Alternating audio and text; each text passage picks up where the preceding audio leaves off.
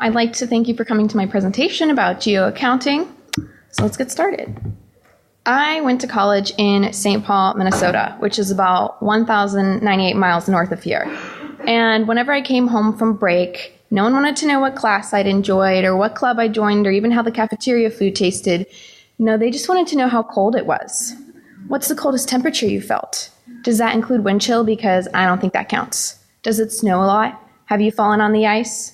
The respective answers were -23, no, yes, and almost.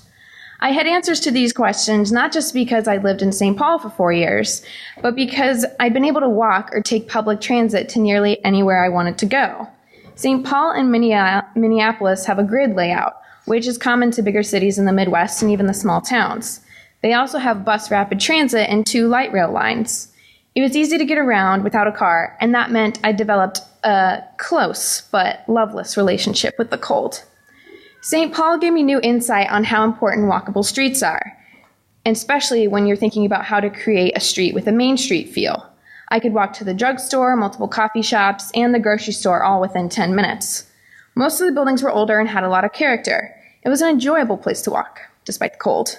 After graduation, I moved back home to Asheville and started working for Urban 3.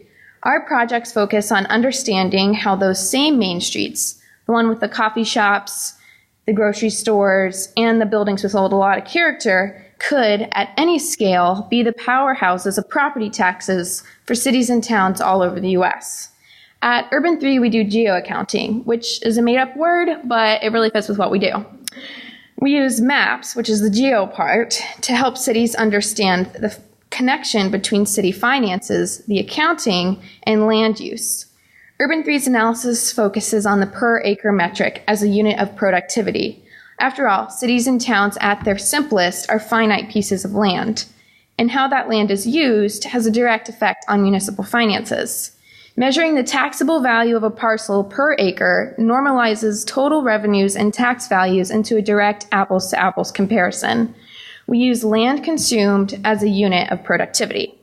So I thought I'd left my frozen days behind me after graduation, but I went right back up to Minnesota with a project for Northfield, Minnesota. Northfield is in Rice County, which is about 45 minutes south of the Twin Cities. It was a mill town that processed the wheat from the surrounding areas. It has 2 small colleges right near downtown. I think their motto, cows, colleges, and contentment, really sums up the place. And this is their main street, which goes right through downtown. It's called Division Street. It's pretty charming. This is a map of the total taxable value of each parcel in Rice County. High-value properties are red and purple, and low values are yellow, greens, and light oranges. Non-taxable properties are gray. This is the type of map most cities look at when they're trying to figure out the value of their place. After all, the taxable value is the value to which the tax rate is applied. At least in Minnesota, it depends state to state. More taxable value equals more tax revenue to fund government services. You can see there are some bigger purple and red properties along the highways, and the farmland is a checkerboard of value. When we take the value of each parcel and divide it by its acreage, we get this map. Can you figure out where the towns are? Northfield is the one in the northeast, and its cousin Faribault is in the southwest. We can also look at this in 3D. Can you guess where downtown Northfield is? We use ArcScene to extrude the parcels proportionally to their value per acre, or VPA. Those purple spikes have the highest VPAs in the county, and it's because those properties are older buildings with smaller footprints. They consume less land, but still generate enough tax value. We use 3D because we know that maps should communicate information clearly, and extruding the VPAs of the parcels instantly focuses attention on downtown. This is the total value map of the parcels within Northfield city limits. Again, this is what city staff usually look at when they're trying to figure out the value of a property without considering how much land it consumes. And here's that VPA map again. We can see how the purple shifts from the periphery right to the downtown core. Using just a total value map, it would seem pretty logical to advocate for those big box stores on the big properties that produce high tax value. But when you see how productive they are on a per acre basis, advocating for those big box stores doesn't make as much sense. When we look at the total value map of downtown Northfield, it doesn't look as valuable as the suburban areas we saw earlier. There's not really any purple. It's a lot of small properties that don't produce as much total taxable value as the local Wal Mart. However, when we account for the land consumed, the main drag on Division Street pops with that purple and red. A lot of cities and towns deal with balancing taxable and non-taxable land uses. Rice County is on the low end of percentage of non-taxable with just 5%, and that's because most of it is cornfields, farmland, so it's taxable. Here is the taxable versus non-taxable for the city limits, and in those top right and left corners, we have the two colleges, the big gray blobs there, and here it is at the downtown level. Now, there are over 100 colleges, universities, and community colleges in North Carolina, and I'm sure some of you work in a place where the amount of land that these non-taxable entities consume is a little bit of concern. Northfield is the same way. They have those two colleges within city limits, and there's a sense that there is far less taxable land in Northfield than in Faribault. Some people think it's unfair to compare these two cities because the amount of taxable land is so significantly reduced by the colleges. This came up in the public presentation we did for Northfield, and so I decided to run some numbers and came up with the following. As it turns out, Faribault in dark orange is just 2% more taxable than Northfield. So Northfield residents had let just the feeling of these colleges overwhelming their tax base get in the way of reality. When we compare the highest VPA and peak and average VPA of both Northfield and Faribault, it's clear that Northfield is making more productive land use decisions. As GIS people, we have the ability to point out biases that can often inform citywide decisions. Sometimes a map and a couple of bar charts can completely alter communities' perceptions. So when we start a project, we spend a lot of time driving around on Google Street View. We get to see a lot of weird things, like children being eaten by fountains. But we also get to know a place pretty well. We use our VPA map to figure out the productivity of different building typologies. Then we find those buildings on Google Street View and show residents the buildings that they are typically familiar with and their productivity. We start with the lowest productivity typologies, which are typically big box stores and shopping malls. In Rice County, that's the Faribault West Mall. It's recognizable to most Northfield residents, and it's an example of what happens to your property value when most of the land is consumed by parking. The mall is worth about $250,000 an acre. Now, that's one of the lowest mall VPAs we've seen out of the maybe 50 or 60 cities that we've analyzed. Target, for comparison, is about $489,000 an acre. And we like to leave that mall's VPA down there in the corner as a comparison and a baseline. Next, we have Wal Mart, which is at $774,000 an acre. And all three of these big box examples produce high tax values when you just look at that total value map. But when you divide it by acreage, they become rather unproductive. Next, we have an older strip mall. It's less productive than Wal Mart at $596,000, but it's more productive than Target. This is a newer strip mall, and it's almost twice as productive as Walmart at $1.3 million an acre. And part of what makes this property more productive is that the building is centered in the lot, so not much of the lot is taken up by parking. When we move into housing typologies, we see that already a bland apartment building is pushing $1 million an acre. This apartment building has 20 units and a VPA of $1.7 million an acre. Now, these two apartment buildings blew the residents of Northfield's mind because they're both over $1 million an acre, but they're full of college students, they're architecturally insignificant, and they're old. But they're still more than $1 million an acre. At single family, we have a split between county values and city values. County is $99,000 an acre, while city is about $811,000 an acre. Now, that's because county houses have more room to spread out, they have bigger yards, and often cheaper houses built on them. And city parcels are often smaller with often more valuable houses built because they're closer to downtown or they're just old and really pretty. A lot of times cities think about revenue, they think about commercial properties only. They hone in on how much sales tax a property can produce.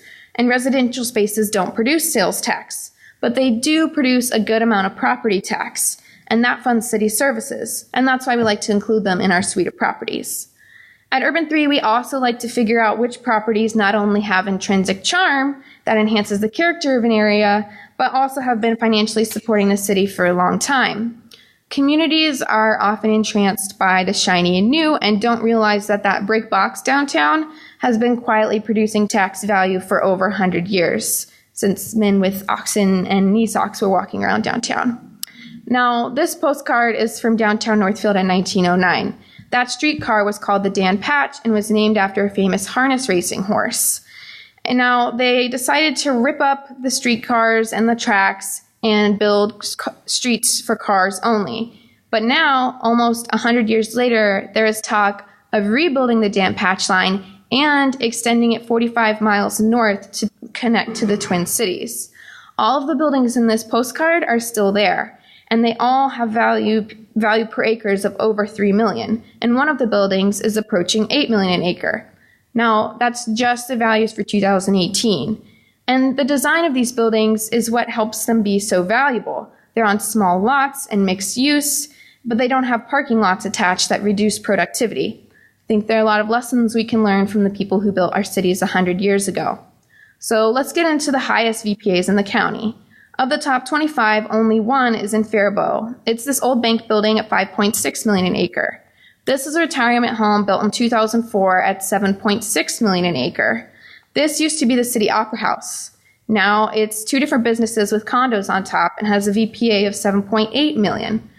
These condos were built in 2006. This is the newest multifamily project in Northfield, and it's pretty much the only example of this style of development in the county. It does have a parking lot, but it's not that expansive, and the 5 stories significantly increase value. The Holland building is the most productive property in the county at $13.4 million an acre. It's downtown, multi-story, mixed use, and it has street parking, and it really contributes to the sense of place. When we look at these properties and more lined up, we get this ski slope. The mall is down there and on the left, and the Holland building is on the right. Northfield is a small city, so it doesn't have a lot of properties in the middle of the road, in the middle of the ski slope. And those might look like 1920s apartment buildings, duplexes, and triplexes. Looking at the properties this way helps us understand what types of development are punching far above their weight when it comes to property tax revenue production. I also directly compared the amount of land properties consume to the amount of tax value produced.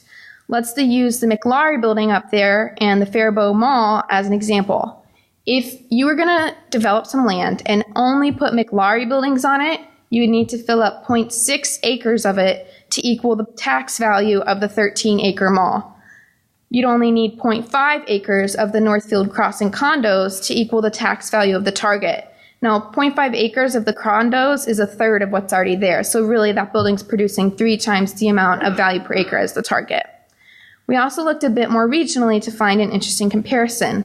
You need 64 acres of the Holland building to equal the 71-acre Mall of America, which is pretty impressive because Northfield is a tiny town and Mall of America is a giant behemoth up in the big Twin Cities.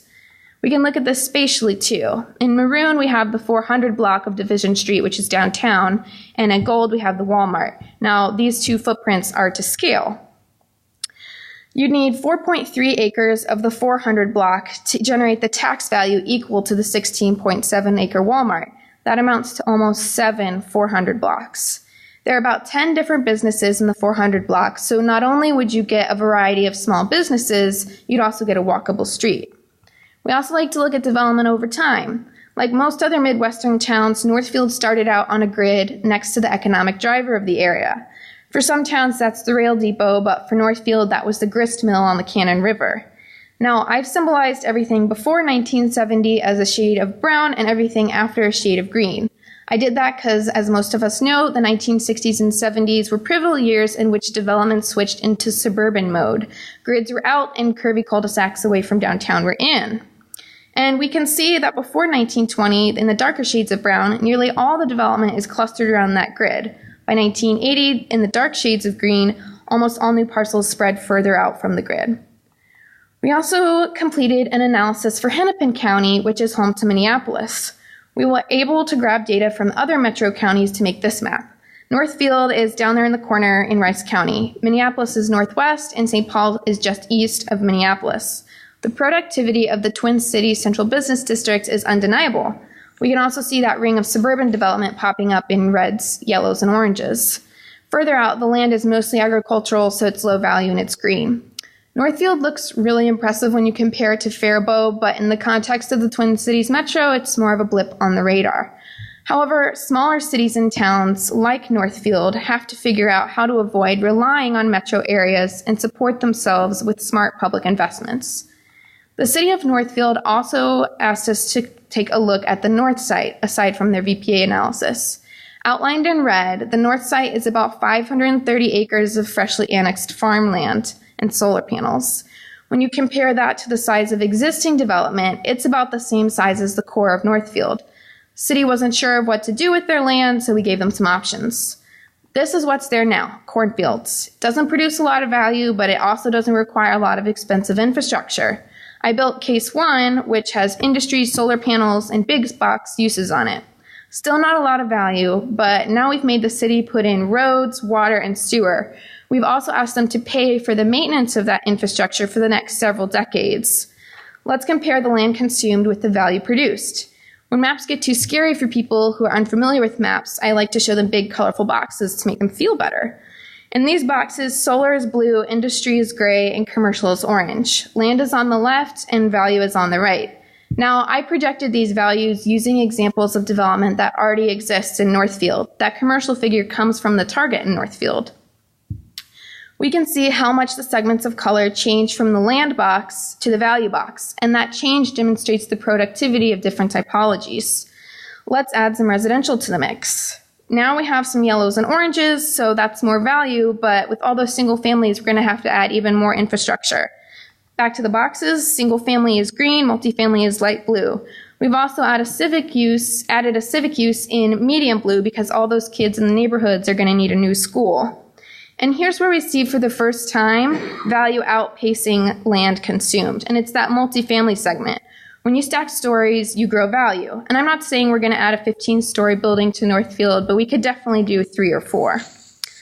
So let's get crazy and add some mixed use. Purples and reds suddenly appear. Keep in mind that we've still got Target in there, so the demand for big box is met, but adding the mixed use boosts value to pay for the Target infrastructure that Target can't pay for itself. Now back to those boxes. We see mixed use coming in yellow and dramatically jumping from land consumed to value produced. That's because mixed use buildings are usually taller and smaller than other developments. And finally, we're going to go hog wild with the mixed use. This is a less realistic scenario, but it's what might happen if Northfield decided to build an entire walkable town center. Those purple spikes are so tall I had to zoom out to see the top. And you can see how this type of development would compete with the existing downtown, and the Northfield residents weren't really interested in that. So back to the boxes one last time. When we add more mixed use, add more multifamily, reduce single family a little bit, and cut down on big footprint development, the values produced finally start making the north site more financially feasible. This is what that type of development looks like compared to existing city. That's pretty powerful.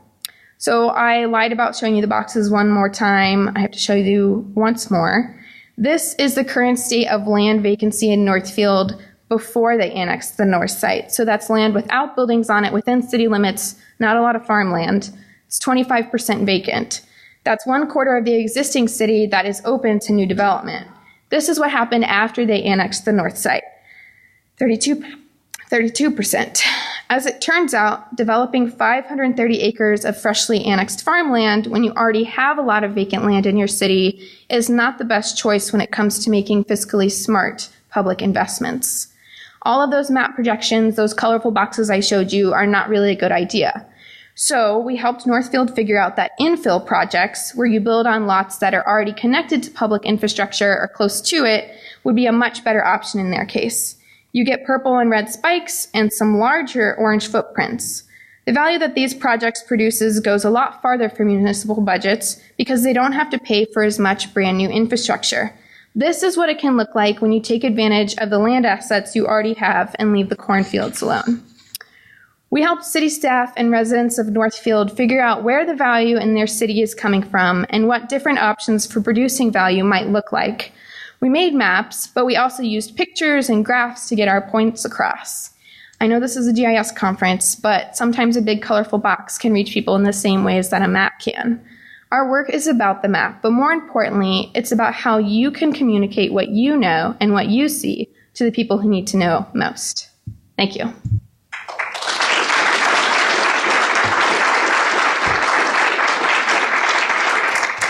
so we have 5 minutes for questions. Or no questions, that's fine too. Cool. Yes? How long did it take you to kind of do all the analysis? Well, it depends how long the city takes to give me the data. That can be a few weeks, but once I have the data, like 3 months from start to building our final story map that we deliver to them at the end.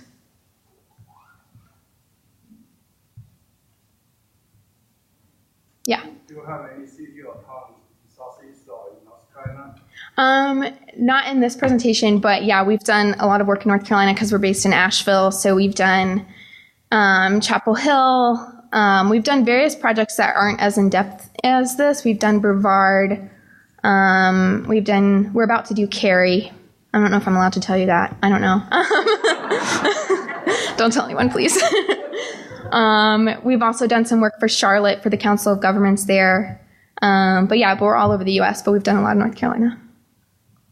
Do you work mainly for municipalities or do you work for developers? Mostly cities and counties. We've done a few projects with developers. We did one in Leander, Texas for this developer who's trying to do like the walkable town center thing because Leander is like this tiny town at the last stop of the Austin Metro line.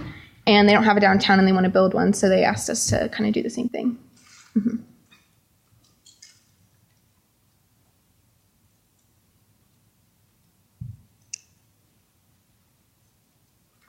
All right. Well, thanks for coming. Hope you enjoy the conference.